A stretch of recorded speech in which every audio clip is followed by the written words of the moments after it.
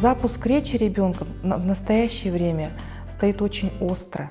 Многие дети сейчас молчуны у нас, не говорят до 3 лет, хотя в норме ребенок уже должен знать более 1000 слов к 3 годам. В этом случае нужно использовать комплексный подход. Что входит в комплекс занятий этих? Утренняя гимнастика оздоровительная, лечебная физкультура, дыхательные упражнения, пальчиковая гимнастика, артикуляционная гимнастика.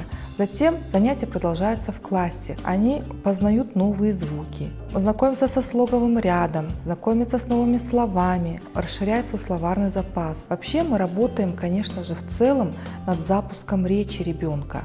Любое занятие, вот логопеда даже, да, должно проходить интересно.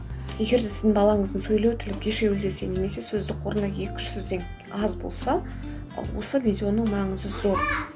Жалпы сіздердің назарларыңызға ойын материалы ретінде күнделікті үйде қолданатын ойыншықтарды қолдануға әбден болады.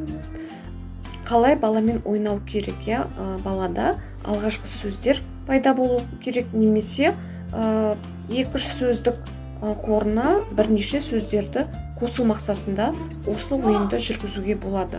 Бұл видеода біз оқулықтар, немесе оқу құралдарын қолданбаймыз, және де маманның көмегінсіз өз беттеріңізше ойынды жүргізуге болады. Онда кірісейік. Бір шарикті берші маған, 2-ін берші дейміз.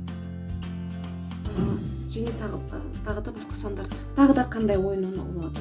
Мына жерден 2 ойыншықты алуға болады. Түрлі түсті қызғылт сары және жасыл жұлдызша. 2 қызыл шарды қызғылт сары маржанға салшы дейміз.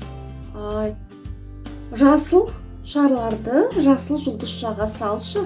Дұрыс салдың, жарайсың. Мақтау сөзін айтып отыру өте маңызды, баланың көңілін аулау үшін.